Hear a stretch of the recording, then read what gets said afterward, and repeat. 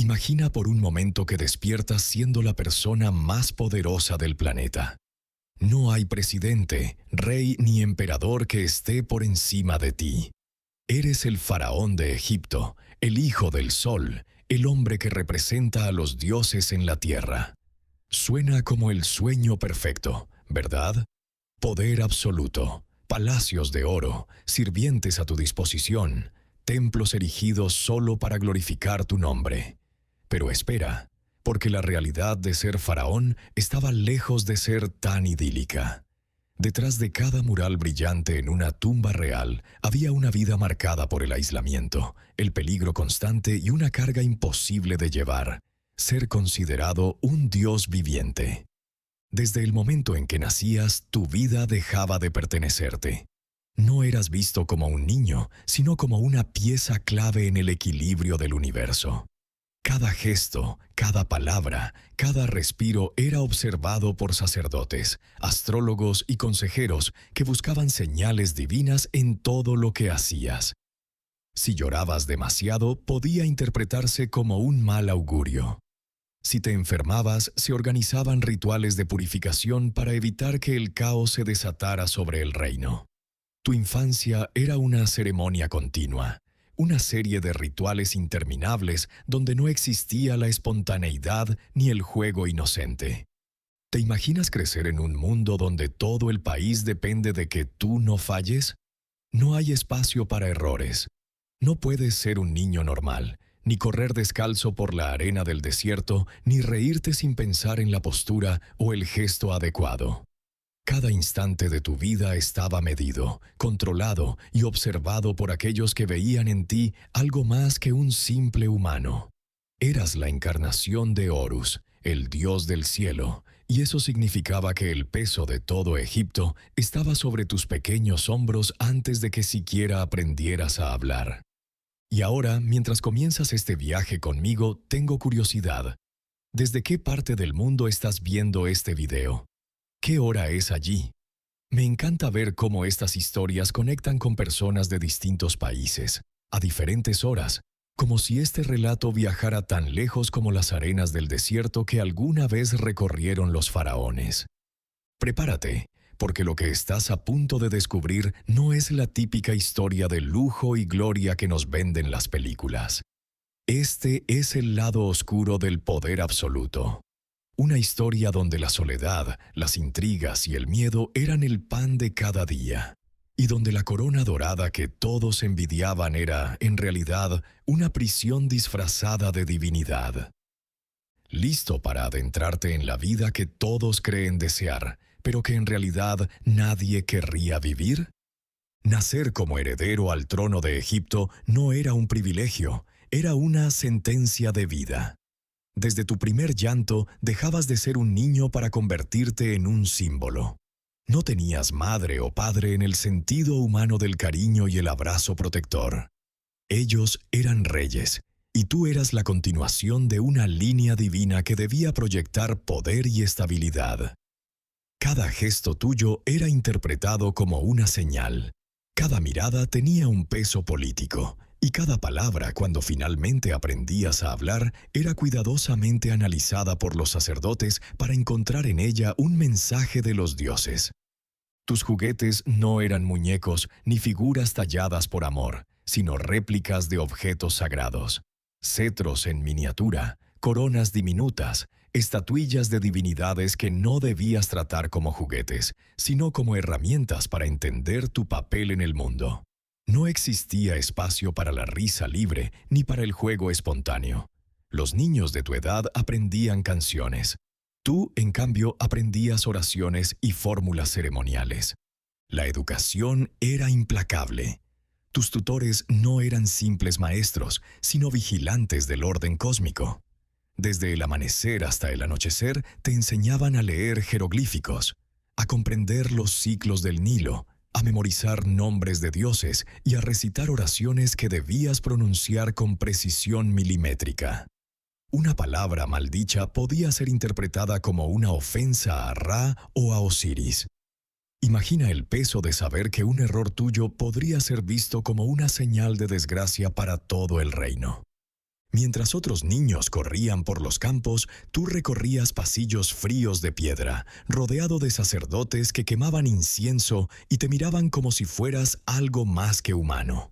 Tu familia tampoco era refugio. Tu padre te trataba como a un aprendiz, no como a un hijo. Y tu madre, aunque presente, debía mantener la imagen de reina, no de madre protectora.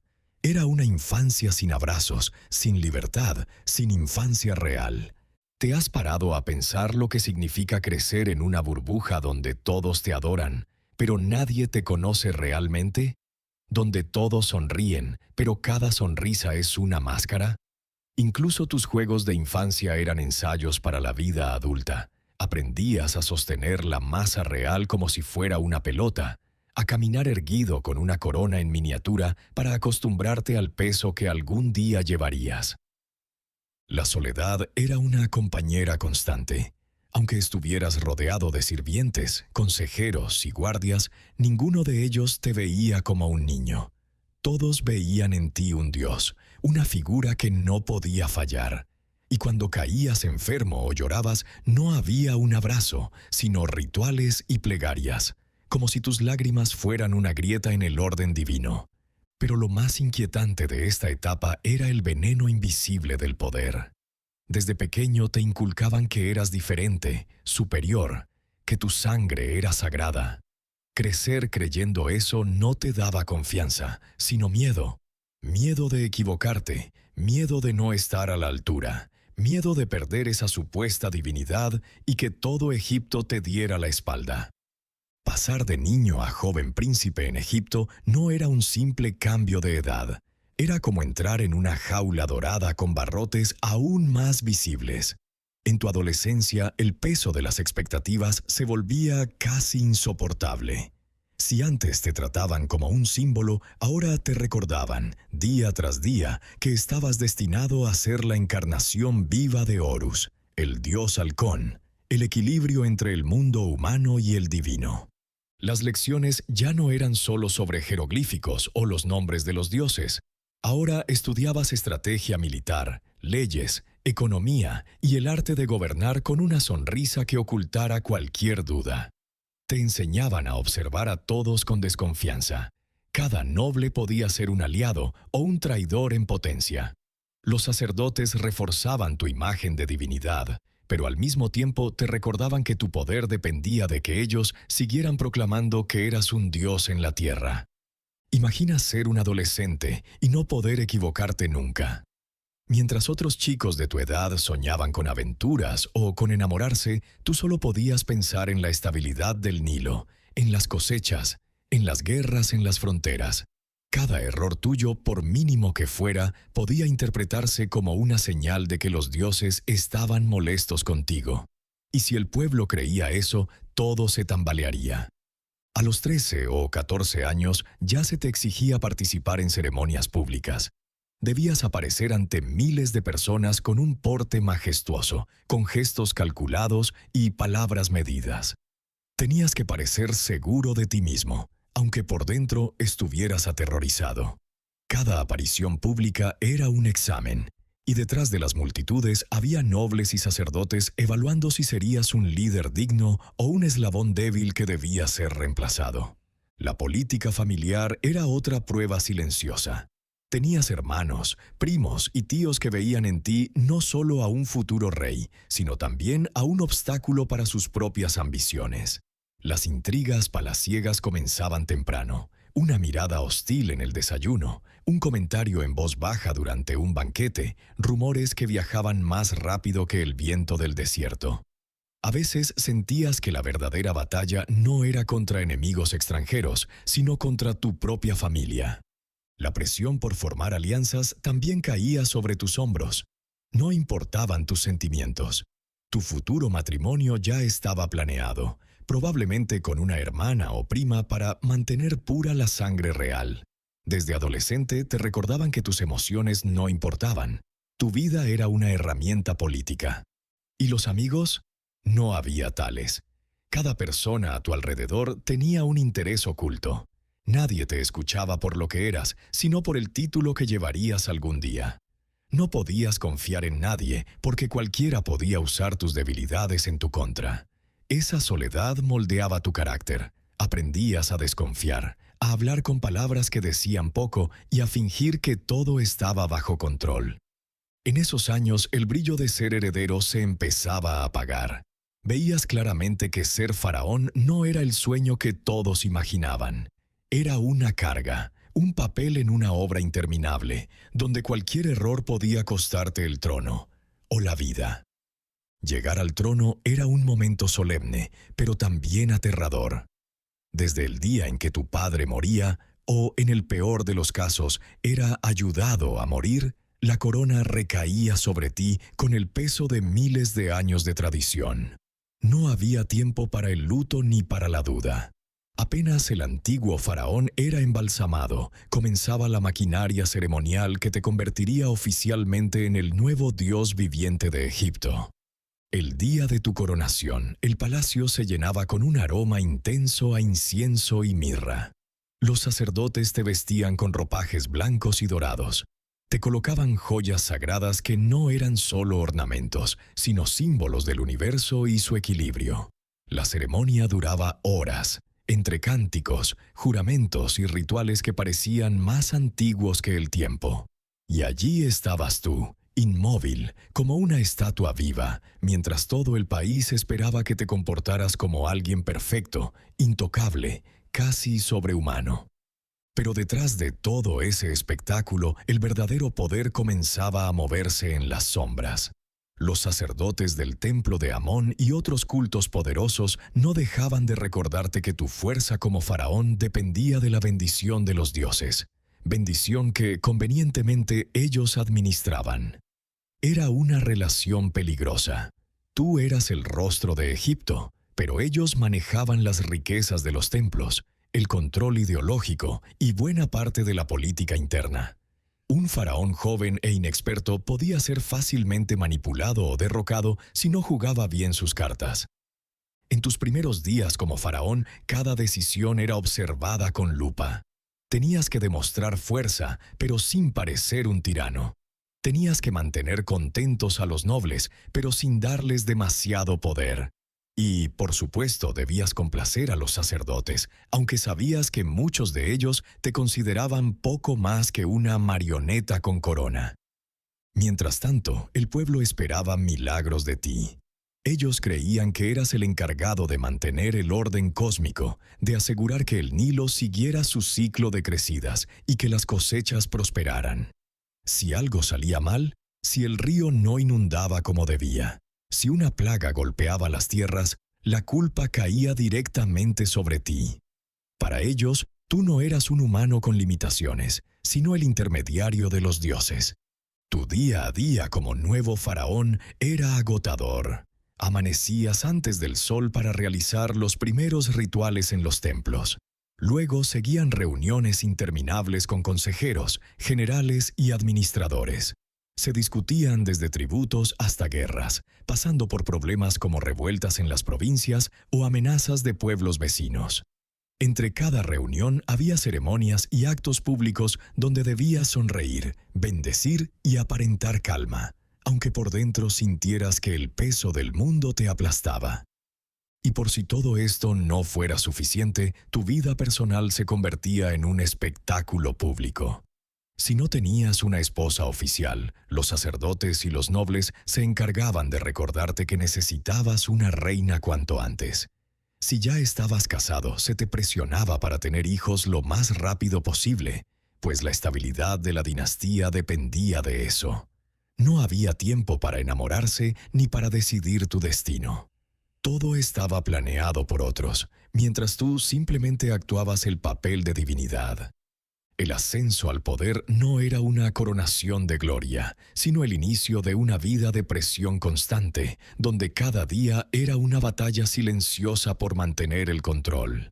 Te dabas cuenta, quizás demasiado tarde, de que ser faraón era menos un privilegio y más una condena. Ser faraón no era simplemente reinar, era actuar como si cada día fuera una obra de teatro escrita por los dioses. Tu vida estaba marcada por rituales que no podían interrumpirse, porque de ellos dependía, o eso creían todos, el equilibrio del universo. Cada mañana, cuando los primeros rayos rayos del sol acariciaban las arenas del desierto, los sacerdotes llegaban a tu cámara con cánticos solemnes. No había espacio para el sueño ni para el silencio. El día comenzaba con abluciones sagradas. Agua del Nilo, mezclada con aceites perfumados, era vertida sobre ti como una bendición. Luego venía la vestimenta ceremonial: lino blanco, brazaletes de oro, collares con piedras preciosas y una corona que pesaba tanto como la responsabilidad que llevaba. Pero los rituales no terminaban ahí. Tenías que asistir a las ceremonias del templo, ofrendar incienso a los dioses, bendecir estatuas y recitar himnos. Y todo debía hacerse de forma perfecta. Un gesto mal hecho o una palabra pronunciada fuera de lugar podía ser visto como un mal presagio. Los sacerdotes eran implacables, y su mirada te recordaba que cualquier error no solo era tu culpa, sino una señal de que estabas perdiendo el favor divino. Después de los rituales comenzaban los actos públicos. Como faraón debías mantener una imagen impecable ante el pueblo. Cuando aparecías en procesiones, miles de personas se agolpaban para verte, para gritar tu nombre, para ofrecerte plegarias. Para ellos eras una figura casi celestial, alguien a quien no podían ni mirar directamente sin inclinarse primero. Pero detrás de esa veneración había miedo y expectativas imposibles. Si el Nilo no crecía lo suficiente, si las cosechas eran malas o si una enfermedad se extendía, la gente lo veía como una señal de que el faraón había fallado. Y no había excusas válidas. A ojos del pueblo, tú eras el responsable de todo lo que ocurría en la tierra y en el cielo.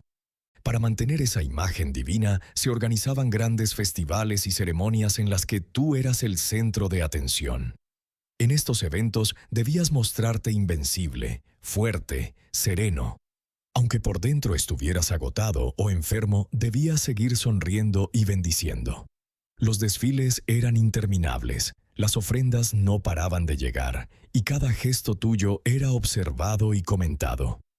Había un momento en esos eventos donde sentías la presión como un peso real sobre los hombros. No podías equivocarte, no podías mostrar debilidad. Todo estaba diseñado para recordarte que eras un dios en la tierra, pero un dios prisionero de la opinión de todos. Incluso cuando el sol te golpeaba el rostro y el sudor caía por tu frente, tenías que seguir saludando como si nada importara. Al caer la noche, tras una jornada de rituales y ceremonias, regresabas al palacio con una sensación de vacío. El día siguiente sería igual. Otra repetición de las mismas palabras, los mismos gestos, las mismas exigencias. Ser faraón significaba llevar la corona, pero no siempre implicaba tener todo el poder. En las sombras del palacio, los sacerdotes y los altos funcionarios manejaban hilos invisibles que podían decidir tu destino. La religión en Egipto no era solo fe, era política pura. Los templos eran más ricos que el propio palacio, y los sumos sacerdotes acumulaban oro, tierras y lealtades que podían rivalizar con las tuyas. Los sacerdotes conocían las creencias del pueblo mejor que nadie. Sabían qué rituales debían hacerse para calmar a los dioses, qué sueños eran proféticos y qué señales podían interpretarse como el inicio de una crisis. Su palabra era casi tan poderosa como la tuya, y si decidían que habías perdido el favor divino, podían convertirte en un faraón débil a ojos de todos. Más de una vez, los faraones tuvieron que hacer concesiones a los templos para evitar rebeliones encubiertas. Donaciones de tierras, ofrendas desmesuradas y hasta monumentos construidos en honor de un dios específico, todo para mantener a los sacerdotes satisfechos. Era como vivir con un ojo en el trono y otro en el altar, sabiendo que una mala relación con el clero podía significar el fin de tu reinado. Y no solo eran los sacerdotes, la familia real era una trampa de traiciones en potencia. Tus hermanos, primos e incluso tus propios hijos podían conspirar contra ti si sentían que podían llegar al trono. En una corte llena de lujos, intrigas y secretos, cualquiera podía ser tu enemigo disfrazado de consejero leal. La paranoia era tu compañera diaria. ¿Ese vino que te sirven? Podría estar envenenado. ¿El general que te jura lealtad? Tal vez ya pactó con tu primo para destronarte. Por eso muchos faraones dormían en habitaciones secretas, con guardias que rotaban cada pocas semanas para evitar que alguien se corrompiera demasiado. Había momentos en los que sentías que ser faraón no era un privilegio, sino una condena.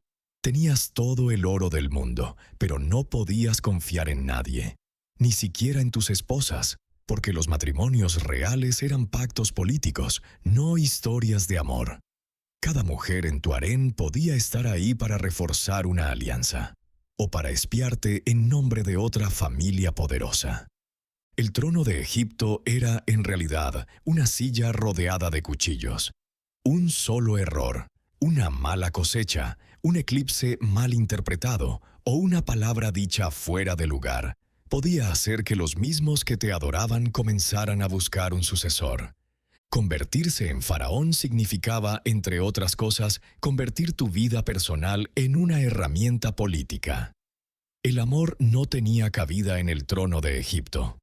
Desde joven sabías que tu matrimonio no sería fruto de la pasión ni de la elección personal, sino de cálculos estratégicos para preservar el poder. Y casi siempre eso significaba casarte con alguien de tu propia familia. La consanguinidad era una tradición en las dinastías egipcias. Se creía que al casarse entre hermanos o primos se mantenía la pureza de la sangre divina, uniendo a los dioses con los mortales a través de una línea sin mezclas. Para ti, eso significaba aceptar como esposa a tu hermana o a una pariente cercana, aunque en privado te sintieras incómodo con esa obligación sagrada. Nadie preguntaba si estabas de acuerdo. El reino dependía de que lo aceptaras con la misma naturalidad con la que te ponías la corona. El matrimonio no terminaba ahí. Además de la gran esposa real, la principal y de mayor rango, el faraón podía tener un harén compuesto por decenas de mujeres, cada una con su propia agenda política. Muchas de ellas eran hijas de nobles, reinas extranjeras entregadas como símbolo de paz, o concubinas seleccionadas por su belleza y su capacidad de asegurar descendencia. Para ti, cada encuentro en esos pasillos dorados era una negociación disfrazada de romance. Pero el verdadero peso no estaba en el matrimonio en sí, sino en la descendencia. Todo Egipto esperaba que tuvieras hijos sanos y, sobre todo, varones que aseguraran la continuidad de la dinastía. El nacimiento de cada hijo era un acontecimiento político de primer orden. Si la reina no lograba darte herederos, la presión se volvía insoportable. Los rumores se extendían rápidamente. ¿Sería culpa de los dioses? ¿O eras tú el que había perdido el favor divino? La competencia interna por el título de heredero podía ser mortal. Tus hijos no eran solo tus descendientes, eran también rivales entre sí, cada uno respaldado por diferentes facciones dentro del palacio. Una palabra maldicha, una mirada sospechosa y una madre ambiciosa podía iniciar una guerra interna que amenazara con dividir el trono antes de que siquiera abandonaras este mundo. Vivir rodeado de tu propia sangre no era consuelo, sino una carga. Cada sonrisa en la mesa familiar podía esconder una traición. Cada brindis podía ser el inicio de una conspiración. No era extraño que un faraón durmiera más tranquilo entre soldados desconocidos que entre los muros del harén. Ser faraón no era solo gobernar, era actuar cada día en un espectáculo interminable para los dioses y para el pueblo. Tu vida se regía por un calendario cargado de ceremonias, oraciones y rituales en los que no podías cometer un solo error. Desde el amanecer, tu jornada empezaba con una serie de preparativos sagrados que no admitían retrasos ni distracciones. Tu despertar no era como el de cualquier hombre. Antes de ver el sol, ya había sacerdotes recitando plegarias en tu honor, quemando incienso para purificar tu entorno y asegurarse de que empezaras el día con la bendición de Ra. Apenas abrías los ojos, un sirviente te presentaba el calendario ritual, con un listado detallado de actos que debías cumplir para mantener el equilibrio del universo. Cada ceremonia, cada palabra que pronunciabas era considerada un acto divino. A la hora de vestirte no había espacio para la comodidad. Las telas eran de lino fino, sí, pero las capas doradas y los adornos pesados convertían tu ropa en una armadura ceremonial. Los símbolos grabados en tus collares y brazaletes no eran decorativos. Se creía que atraían la protección de los dioses, por lo que debías llevarlos aunque te incomodaran bajo el implacable calor del desierto. Los rituales en los templos eran maratónicos. Se te veía ofrecer ofrendas a las estatuas de los dioses, participar en sacrificios simbólicos y repetir oraciones que habías memorizado desde niño. Un movimiento en falso o una palabra mal pronunciada podía interpretarse como una señal de que habías perdido el favor divino. Y no solo lo pensaban los sacerdotes. El pueblo también estaba atento, temiendo que un faraón débil atrajera desgracias al reino. Por si fuera poco, tus obligaciones no terminaban con las ceremonias religiosas. Después debías atender reuniones con altos funcionarios, recibir informes de los nomarcas, gobernadores regionales y revisar el estado de los graneros, las cosechas y las expediciones comerciales. La economía del reino dependía de que mantuvieras todo en perfecto orden. En medio de todo esto, tu presencia debía ser impecable. Siempre erguido, siempre seguro, siempre con esa sonrisa calculada que debía transmitir confianza aunque estuvieras agotado. El faraón no podía mostrar cansancio ni debilidad. Incluso cuando sentías que el día no tenía fin, debías seguir adelante, porque tu imagen no era solo la de un gobernante, sino la de un dios en la tierra. Si pensabas que el faraón era el ser más poderoso del antiguo Egipto, estabas equivocado. Detrás de cada decisión, de cada ritual, de cada palabra que pronunciabas, había un grupo que podía levantar o destruir tu imagen en cuestión de días: los sacerdotes. Ellos no solo administraban los templos, eran los verdaderos guardianes del poder espiritual y en muchos casos del poder político. Sus templos funcionaban como bancos, graneros y centros administrativos. Controlaban la distribución de las cosechas, el oro, las tierras y hasta los calendarios sagrados. Su influencia era tan grande que, aunque el faraón era adorado como un dios, debía actuar siempre en armonía con ellos. De lo contrario, corría el riesgo de ser visto como un gobernante indigno ante los ojos del pueblo. Los sacerdotes eran expertos en manipular las creencias y en interpretar señales divinas a su conveniencia. ¿Un mal presagio en el cielo? ¿Una mala cosecha? Ellos podían proclamar que el faraón había ofendido a los dioses, lo cual podía encender la chispa de una rebelión. Tu reinado dependía tanto de sus oráculos como de tus ejércitos, pero la relación con ellos era una espada de doble filo.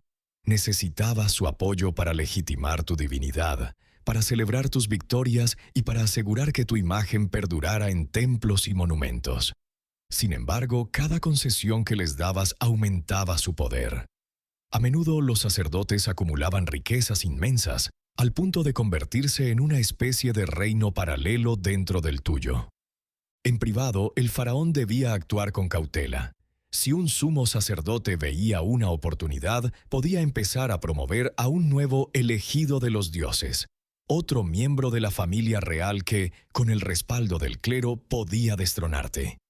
¿Te imaginas vivir con la constante sospecha de que tus propios guardianes espirituales podían volverse en tu contra? Era una lucha silenciosa, en la que una sonrisa en público podía esconder la más peligrosa de las conspiraciones. Si había algo más peligroso que los sacerdotes, era tu propia familia. Ser faraón no solo significaba gobernar un imperio, también significaba sobrevivir a las intrigas del palacio. Cada hermano, primo o tío podía ser un rival en potencia, alguien dispuesto a sonreír en la cena y envenenar tu copa al día siguiente. La sucesión no siempre estaba clara. Aunque existía la tradición de heredar el trono al primogénito, las luchas de poder eran feroces. Las reinas y concubinas jugaban sus cartas en silencio, intentando que sus hijos fueran los herederos legítimos. Los consejeros, generales y sacerdotes se alineaban con distintas facciones dentro del palacio, creando un ambiente donde la desconfianza era la norma. Las intrigas se tejían en cada esquina. Las sirvientas escuchaban conversaciones y las repetían a los oídos equivocados.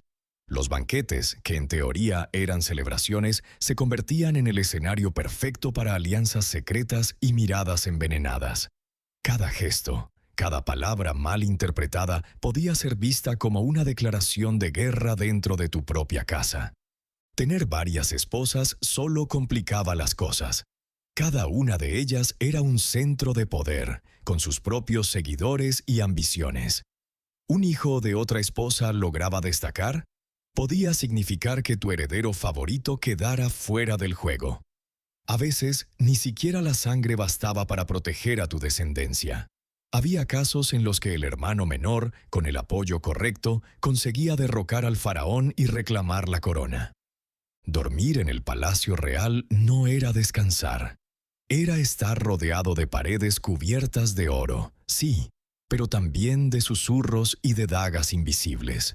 Nunca sabías si el abrazo de tu hermano era fraternal o un preludio de traición, y cuando la lealtad se rompía, las conspiraciones podían ser rápidas, sangrientas y silenciosas.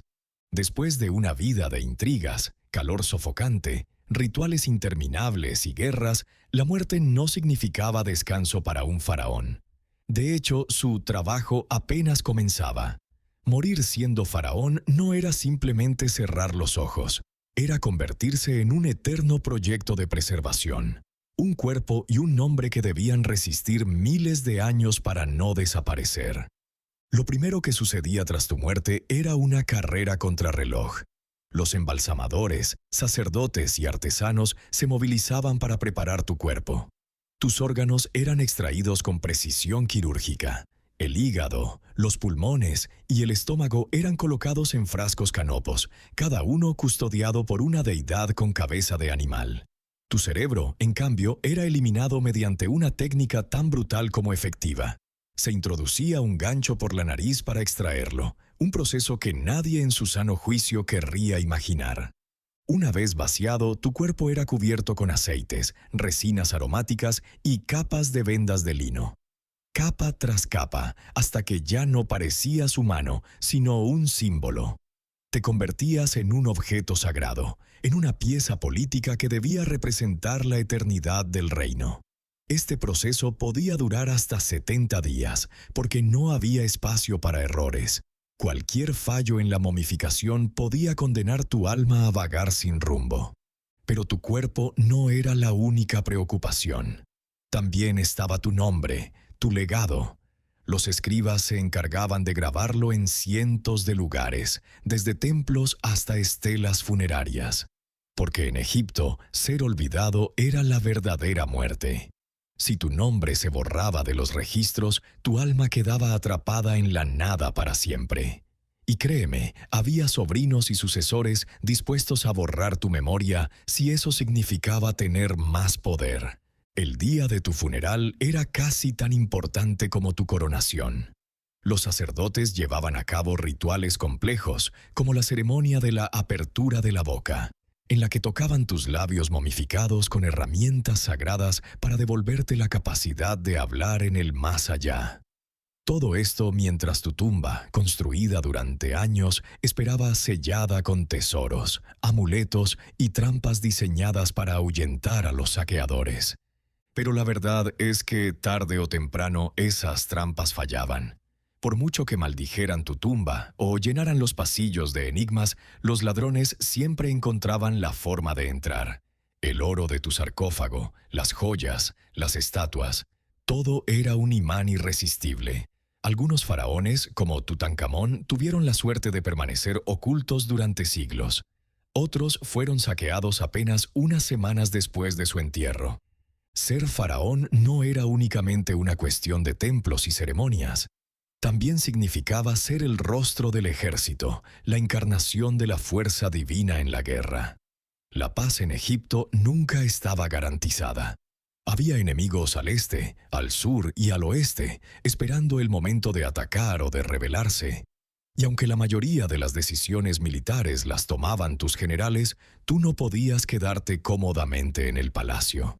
Tenías que montar en tu carro de guerra y liderar las campañas, porque tu sola presencia en el campo de batalla era interpretada como un mandato divino.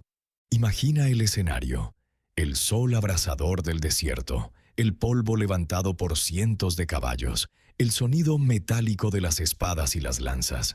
Tú, con una corona que pesa más que tu escudo, avanzando al frente del ejército en un carro adornado con símbolos de Ra y Horus.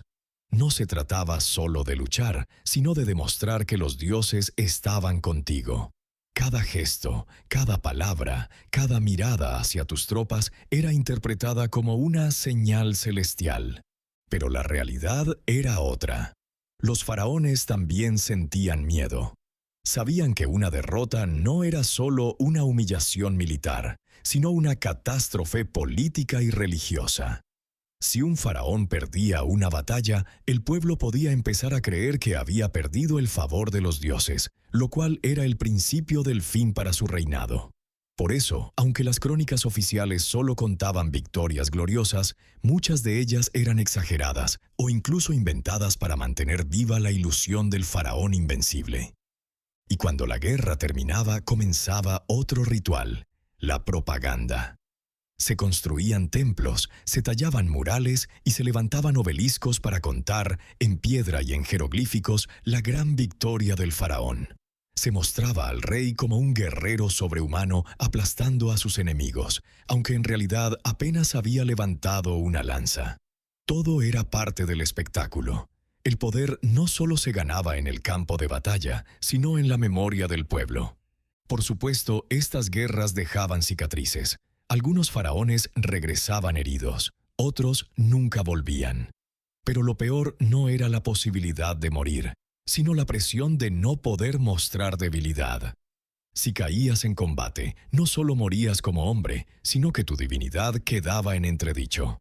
Después de toda una vida de rituales agotadores, guerras interminables, intrigas palaciegas y el peso insoportable de ser considerado un dios, el faraón moría con una única obsesión: ser recordado para siempre.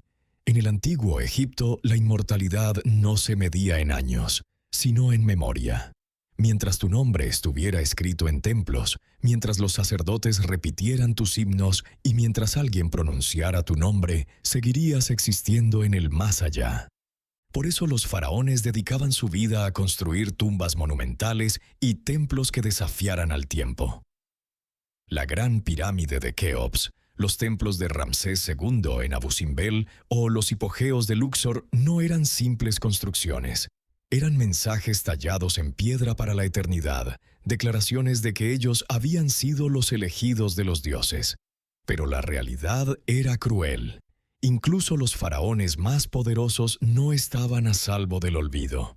A veces, un sucesor celoso decidía borrar sus nombres de los muros, destruir sus estatuas o usurpar sus monumentos para escribir el suyo.